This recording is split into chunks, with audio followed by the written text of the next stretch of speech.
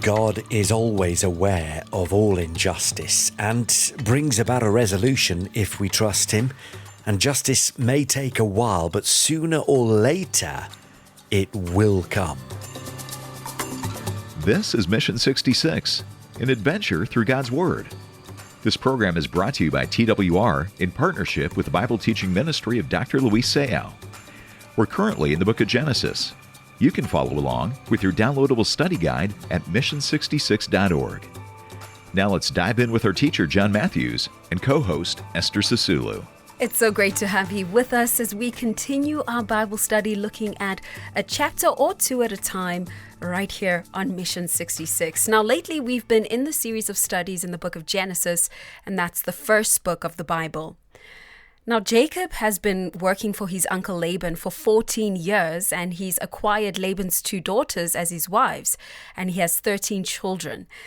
Now the time has come for him to return to his relatives that he left behind, and today we'll explore chapter 31 with John Matthews, who presents our theme, Jacob on the Run. Esther, thank you so much. Great to be with you, and a warm welcome to you, our listeners, wherever you are listening to Mission 66 today. It's so good to be with you as we reach the 31st chapter in Genesis. And, you know, as we've seen in the last few episodes, Jacob, the grandson of Abraham and the son of Isaac, has had to run away from his brother Esau, who wants to kill him for tricking him out of his birthright and his paternal blessing. And once Jacob gets to his uncle Laban's house, he himself is tricked. And Laban tricks him into marrying Leah, first of all, instead of Rachel, and then he extorts another 7 years' labour out of him in exchange for getting Rachel as well. And then Laban kept on changing the terms of employment to make himself more prosperous. But no matter how Laban tried to change the deal on Jacob, God still made Jacob prosper in spite of it all. But the whole point of everything that's happened so far has been God fulfilling his promise to Abraham. And that promise is to make his descendants fruitful and blessed. And along with this, the Bible wants to show us how God works in the life of this Jewish patriarch, molding him and correcting his character flaws and shaping him into something new. And you know what? That's exactly what he's doing with you and I today if we accept the salvation that his son Jesus offers and allow him into our hearts and our lives. So let's go into chapter 31 then. Now Jacob heard that the sons of Laban were saying, Jacob has taken all that was our father's, and from what was our father's he has gained all this wealth.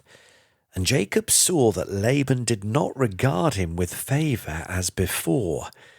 Then the Lord said to Jacob, Return to the land of your fathers and to your kindred, and I will be with you. So God directs Jacob to Laban's house in the first place, but now that he's got a family and he's learned some lessons along the way, God is saying to him, it's time to go back home. And verse 4 says, So Jacob sent and called Rachel and Leah into the field where his flock was, and he said to them, I see that your father does not regard me with favour as he did before, but the God of my father has been with me. You know that I have served your father with all my strength, yet your father has cheated me and changed my wages 10 times. But God did not permit him to harm me. If, he said, the spotted goat shall be your wages, then all the flock bore spotted. And if he said, the striped shall be your wages, then all the flock bore striped. Thus God has taken away the livestock of your father and given them to me. In the breeding season of the flock, I lifted up my eyes, and I saw in a dream that the goats that mated with the flock were striped, spotted, and mottled. Then the angel of God said to me in the dream, Jacob. And I answered, Here I am. And he said, Lift up your eyes and see. All the goats that mate with the flock are striped, spotted, and mottled. For I have seen all that Laban is doing to you. This is a great and wonderful truth, isn't it? God sees. God sees if you are being mistreated or cheated, and he is able to make the blessing of Jacob apply to you as well today, no matter how much Laban tries to cheat you. But don't try to solve all your problems by human means, but wait for God to act. Because your faith and your patience in the face of trials, they are seen by God. And he is going to reward you according to your faith. And now here in chapter 31, God speaks to Jacob some more. Here's verse 13. I am the God of Bethel, where you anointed a pillar and made a vow to me. Now arise, go out from this land, and return to the land of your kindred. Then Rachel and Leah answered and said to him, Is there any portion or inheritance left to us in our father's house? Are we not regarded by him as foreigners? For he has sold us, and he has indeed devoured our money. And the wealth that God has taken away from our father belongs to us and to our children. Now then, whatever God has said to you, do. You see, even Laban's own daughters knew that the blessings that Jacob had received were all related to the encounter that he had had with God at Bethel. And these daughters also knew that their father, their dad, was a cheat. And so they're fully on board with Jacob's plan to move out on their own. Verse 17. So Jacob arose and set his sons and his wives on camels. He drove away all his livestock, all his property that he had gained, the livestock in his possession that he had acquired in Paddan Aram, to go to the land of Canaan to his father Isaac. Now Laban had gone to shear his sheep, and Rachel stole her father's household gods. You see, apparently Laban was also an idolater. And Jacob tricked Laban the Aramean by not telling him that he intended to flee. And he fled with all that he had, and arose, and he crossed the Euphrates, and he set his face toward the hill country of Gilead. So Jacob is effectively on the run. And when it was told to Laban on the third day that Jacob had fled, he took his kinsman with him, and he pursued him for 7 days, and he followed close after him into the hill country of Gilead. But God came to Laban the Aramean in a dream by night, and he said to him, Be careful not to say anything to Jacob, either good or bad. You see how the all-seeing eyes of God are monitoring every movement and indeed every motive. Verse 25 says, Laban overtook Jacob. Now Jacob had pitched his tent in the hill country, and Laban with his kinsmen pitched tents in the hill country of Gilead. And Laban said to Jacob, What have you done, that you have tricked me and driven away my daughters like captives of the sword? Why did you flee secretly and trick me and did not tell me, so that I might have sent you away with mirth and songs, with tambourine and lyre? And why did you not permit me to kiss my sons and my daughters farewell? Now you have done foolishly. It is in my power to do you harm. But the God of your father spoke to me last night, saying, Be careful not to say anything to Jacob, either good or bad. And now you've gone away because you longed greatly for your father's house. But why did you steal my gods? And Jacob answered and said to Laban, Because I was afraid, for I thought that you would take your daughters from me by force. Anyone with whom you find your gods shall not live. In the presence of our kinsmen, point out what I have that is yours and take it. Now Jacob did not know that Rachel had stolen them. So Laban went into Jacob's tent and into Leah's tent and into the tent of the 2 female servants, but he did not find them. And he went out of Leah's tent and entered Rachel's.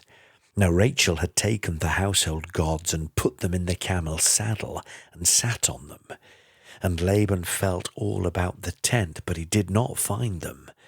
And she said to her father, let not my lord be angry that I cannot rise before you, for the way of woman is upon me.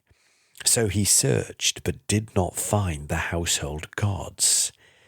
Then Jacob became angry and berated Laban. And Jacob said to Laban, "What is my offence? What is my sin, that you have hotly pursued me? For you have fell through all my goods. What have you found of all your household goods? Set it here before my kinsmen and your kinsmen, that they may decide between us two. These 20 years I've been with you. Your ewes and your female goats have not miscarried, and I've not eaten the rams of your flocks. What was torn by wild beasts I did not bring to you. I bore the loss of it myself. From my hand you required it, whether stolen by day or stolen by night. There I was. By day the heat consumed me, and the cold by night, and my sleep fled from my eyes. These 20 years I have been in your house. I served you 14 years for your 2 daughters and 6 years for your flock, and you have changed my wages 10 times. If the God of my father, the God of Abraham and the fear of Isaac hadn't been on my side, surely now you would have sent me away empty-handed. God saw my affliction and the labour of my hands, and rebuked you last night." Well, Laban could neither justify himself nor condemn Jacob, so there was nothing more that he could do about it. And then Laban answered, and he said to Jacob, "The daughters are my daughters, the children are my children, the flocks are my flocks, and all that you see is mine. But what can I do this day for these my daughters, or for their children whom they have borne? Come now, let us make a covenant, you and I, and let it be a witness between you and me." So Jacob took a stone, and he set it up as a pillar. And Jacob said to his kinsmen, "Gather stones." And they took stones, and they made a heap, and they ate there by that heap. Laban called it Jegah Sahadutha, but Jacob called it Gilead. Laban said, "This heap is a witness between you and me today." Therefore he named it Gilead. And Mizpah, for he said, "The Lord watch between you and me when we are out of one another's sight. If you oppress my daughters, or if you take wives beside my daughters, although no one is with us, see, God is witness between you and me." Now this heap of stones that we see here is not a sign of friendship between Jacob and Laban, but rather it's a warning to both parties that if either of them should try to cross that line to harm the other, that God would judge them. Verse 51, "Then Laban said to Jacob, See this heap and the pillar which I have set between you and me? This heap is a witness, and the pillar is a witness that I will not pass over this heap to you, and you will not pass over this heap and this pillar to me to do harm. The God of Abraham and the God of Nahor, the God of their father, judge between us." So Jacob swore by the fear of his father Isaac, and Jacob offered a sacrifice in the hill country, and called his kinsmen to eat bread, and they ate bread, and they spent the night in the hill country. Early in the morning, Laban arose and kissed his grandchildren and his daughters, and blessed them. Then Laban departed and returned home.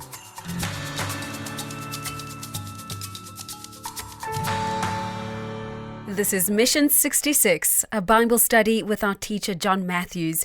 And together we are studying Genesis 31, where we see Jacob and his family taking off from the household of Laban, technically being on the run. Now, Jacob and Laban have arrived at this uneasy truce, making a non-aggression pact there at Gilead. So, John, this didn't necessarily end the animosity that they had, but they at least, could peacefully coexist with one another, right? Well, yes. I mean, interesting to see that Laban was peaceful with Jacob as long as Jacob was just a hired hand. But as soon as Jacob's status rises and he begins to prosper, the relationship that he has changes. And isn't it one of the frailties of human nature to become envious of those who do well and those who prosper, even if they do so really honestly? But anyone who prospers, I think, needs to be careful not to be too high-handed and high-minded and be willing to share with those who are in need. You know, wealth is a great responsibility in God's eyes. So we know that Jacob received word from God that it was now time for him to go back home. But you know, John, the way that he left Laban so suddenly, I think must have been a shock to Laban, because he quite literally left him in the lurch. Well, God tells Jacob, doesn't he, that he should go back home to where he came from. But Jacob feels he cannot simply say to Laban, look, we're leaving now, goodbye. I think this chapter is showing us that we shouldn't run away from problems, but discuss our intentions and try and clear the air. If there are difficulties, then we need to try and talk them out. You know, you hear of people quitting their jobs by simply not showing up for work and not saying they're leaving, you know, unless, of course, something untoward or traumatic has happened. Generally, that is not the way to go about things, and it doesn't benefit anybody. But it is much better to discuss it with the person responsible and let people know what's going on. If then it can't be worked out and you need to agree to disagree, then so be it. Yeah, I think that's a really good practice that we can implement in our lives whenever we're faced with a situation like that. Well, we see that now there's this issue of the household gods, John, and I don't know, shouldn't Laban have known better than to have idols in his house? I didn't quite get the sense in the beginning that he was an idol worshipper, but we see indeed he was. Yeah, and, you know, not much has changed in that respect, Esther. You know, today people are uncomfortable, aren't they, worshipping a God that they can't see. And so what do? We put all kinds of things in his place: achievement, wealth, status, family. Yet we who believe in the Lord Jesus know that our treasure is being kept in heaven, where no thief can steal. You know, we may criticize idolaters, but I wonder, Esther, whether we're any better when we prioritize our wealth, our status, our possessions. You know, a good indicator of where our heart's desires lay may well be seen by the things that we spend our money on. And we do indeed put all sorts of things ahead of God in our hearts. And we ought to be careful that we don't become the very kind of people that we're trying not to become. Because the truth is, God only works when he's in one position, and that's top, king of our hearts. And we cannot serve both God and man. That's so true, John. And, you know, I think of the law of Moses as God gave it to him on the mountain of Sinai. The first commandments were, you shall have no other God before me. And I mean, that was a clear instruction not to worship images too. Yeah, it sure was. And don't forget, the law hadn't been given in Jacob's time yet, but it's true. God is the one true God who is above all people across all cultures. But there was much darkness on the earth, and this same God begins calling unto himself a people who'd come out of that darkness and would come to know him and worship him. And he begins with Abraham, once an idolater in Ur of the Chaldees, and Laban is descended from that same family, and these people believed in a greater God and some lesser gods. And what Laban probably thinks is that the God of Jacob is a very important God, similar to someone of a polytheistic background who believes in all sorts of divinities and says, well, yeah, Jesus is also a God, but there are plenty of gods. And this is effectively what Laban is doing. And so God had to reveal himself to these people as the unseen God in stages. And so it's a learning process, and people worship idols. Why? Because they've not yet understood or come to a knowledge of the truth. You cannot worship an idol when you understand who God is and how he changes your life, it becomes impossible. And Laban and his daughters will have to arise out of what is ignorance and weakness eventually. And yet God is so kind and patient. My goodness, how patient he is with us, and merciful and gracious. And he takes us as we are, but he doesn't leave us that way. And he doesn't leave us where we are. And when better light of understanding comes to us, our heart changes and we walk differently. We're expected to walk in the light, but it's more than expectation. It's far more than that. We can't help but it. We desire, we long to walk in the light, because once you've walked in the light, the darkness that you've walked from has no understanding of it. And once we know that idolatry is offensive to God, well, of course, we turn from it. Laban? Well, Laban wasn't quite there yet. Wow, yeah, these are some comforting truths. And I feel like we need to just take a moment to just take in what you're sharing with us today, John. But I do have just one last question. And I think that we can agree that it's without question that Rachel was wrong for stealing her father's idols. But we also see that she gets away with it. Now, I know that we'll judge her and say, well, it's a huge character flaw for a wife of a patriarch to be both an idolater and a thief. What do you have to say about this? Well, let's not be too harsh. God was revealing himself to people one step at a time, and it's exactly the same way with us once we come to know Jesus. There's plenty in my life that I'm far from proud of, and we certainly don't become saints nor anything like it immediately. Yes, we can be saved instantly the moment we arrive at saving faith, but it takes time. Very often it takes a long time for us to grow spiritually and understand biblical doctrines and then live according to God's will. And let's take Rachel's case. Here she is, and she's been brought up in the house of Laban from the very earliest moments of her life, embedded in ancient Mesopotamian culture. And even though she's now living with Jacob and may have known the one true God, she hadn't yet come to understand the sinfulness of having household gods. It takes time sometimes to unpick habits, and it's hard to rise above the way that we've been taught and perhaps become the one to break generational habits. If she was raised to believe in this sort of good luck charm her whole life, and if her people believed that this idol was responsible for protecting and blessing their families, well, that's going to be pretty hard for her to cast those idols aside and trust God totally here and now. So Rachel also had some growing to do in her faith. Now, we can also understand Laban's anger and desperation after discovering that these idols that he loved and needed in his own mind, though misguided that was, were missing. He'd placed great importance misguidedly in them. So Laban had some growing to do as well. Oh, absolutely. Absolutely. A great explanation there. Thanks so much for that, John.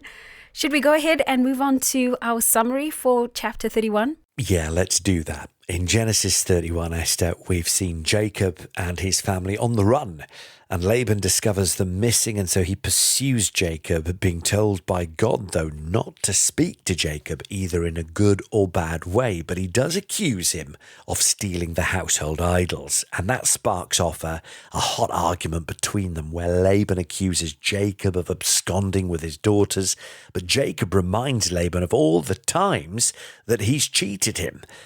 And he didn't know that Rachel had taken the idols, and well, there's a couple of lessons in there for us. First, we don't always have enough information to judge correctly. Second, that even though we can't see it, God is always aware of all injustice, and he brings about a resolution if we trust him. And that justice, well, it may take a while, but sooner or later, it will come.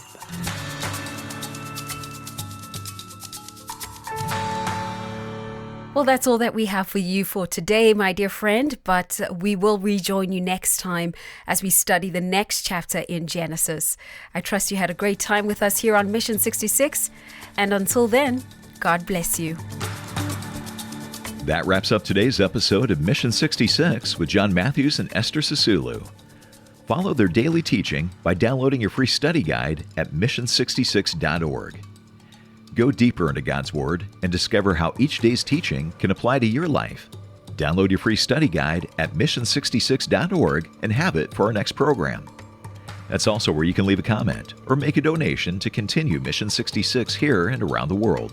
That's mission66.org. Mission 66 is a ministry of Transworld Radio in partnership with Dr. Luis Sayao.